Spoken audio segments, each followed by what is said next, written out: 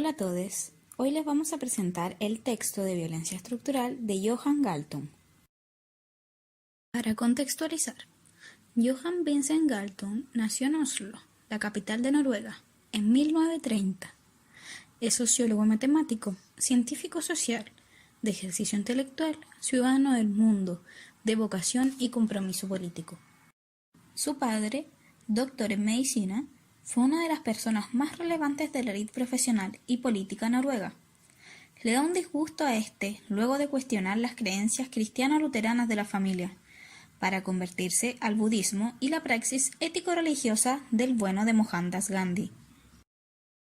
Recuerda con afecto intelectual y amistad el magisterio del gran pensador Arne Næss, quien le mostró algunas de las líneas maestras del pensamiento, que más tarde él constituiría en su propio programa científico.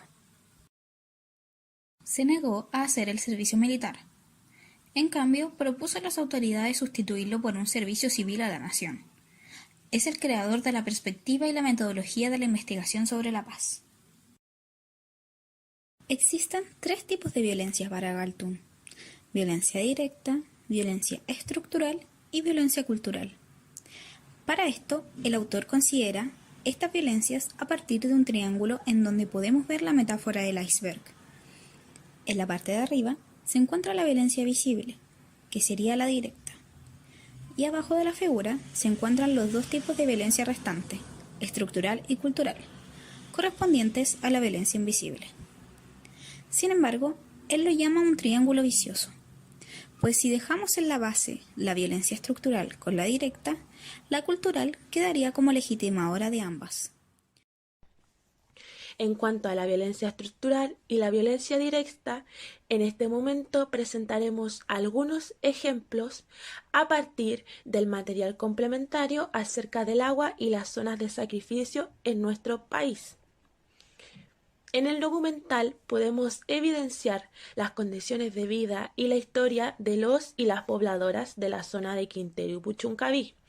En este lugar, y según el cuadro de tipología de estas violencias del autor, se ejerce violencia directa en 1. Mutilación. Se define como la vulneración de las necesidades humanas provocadas por los asedios y bloqueos económicos, políticos o estatales. Aquí contarán las quemaduras en la piel, las enfermedades y el cáncer. 2. Miseria, la falta de alimentos, de recursos naturales y de un aire limpio. 3. Vulneración de los derechos fundamentales, tal y como veíamos en el testimonio de los y las pobladoras de la zona. El Estado y las industrias vulneran sus derechos fundamentales, principalmente el derecho a la vida y el derecho a un medio ambiente libre de contaminación, ambos dos garantizados en el artículo 19 de nuestro cuerpo legal. En cuanto a las violencias estructurales, encontraremos 1. Alineación. Se define como el superponer una cultura sobre la otra. En este caso, se privilegia la cultura blanca, hegemónica, occidental y capitalista por sobre las otras culturas y formas de vida. En esta zona de sacrificio se destacaba la cultura vato en los siglos pasados, además que los y las pobladoras vivían del mar y de la pesca y también del turismo. 2. Explotación tipo B. Es un estado de abandono permanente y no deseado de miseria, que por lo general incluye la malnutrición, con un desarrollo intelectual menor, las enfermedades y también una menor esperanza de vida. La forma en que las personas mueren varía de acuerdo con la posición que se ocupa en la estructura social. Tal y como vimos en el video, ellos se consideran ciudadanos de cuarta y de quinta clase, además que una zona de sacrificio es definida como una zona de exterminio.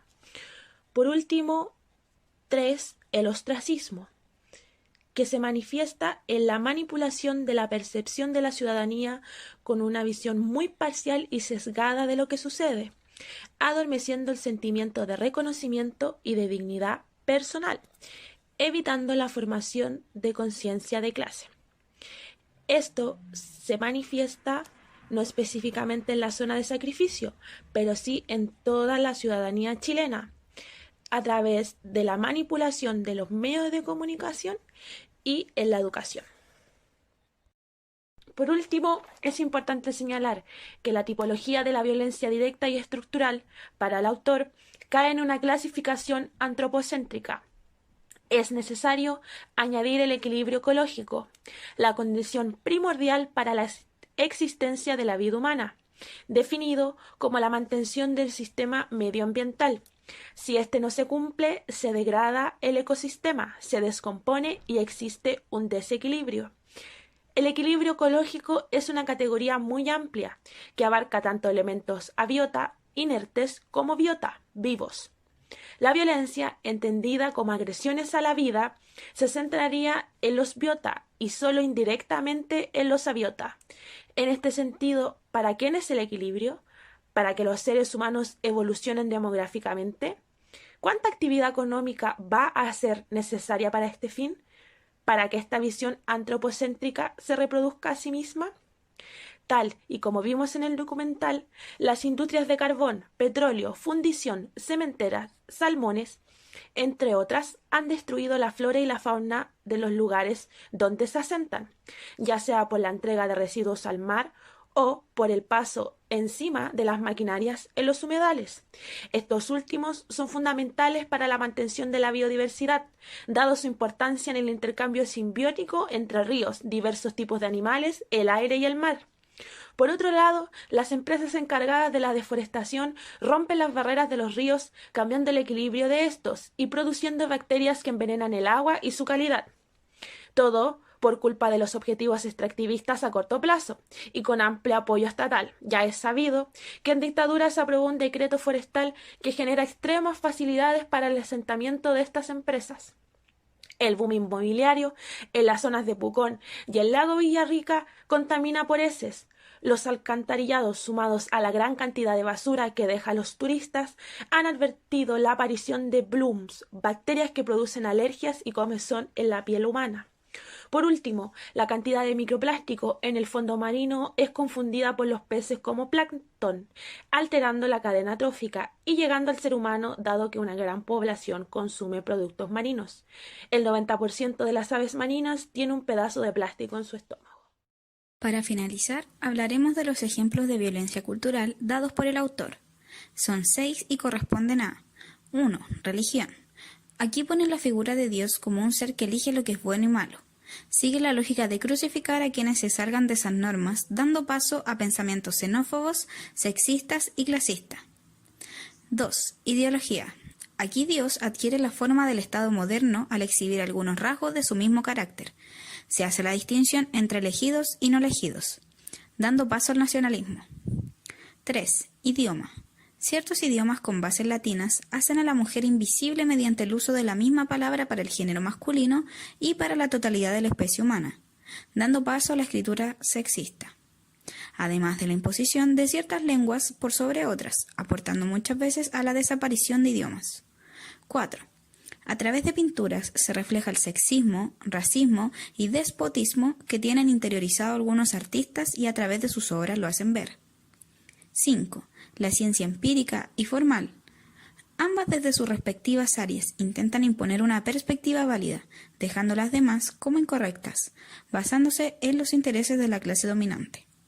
6. Cosmología. Este concepto está diseñado para alojar el sustrato de los supuestos más profundos de la realidad, que van a servir para definir lo que es normal y natural.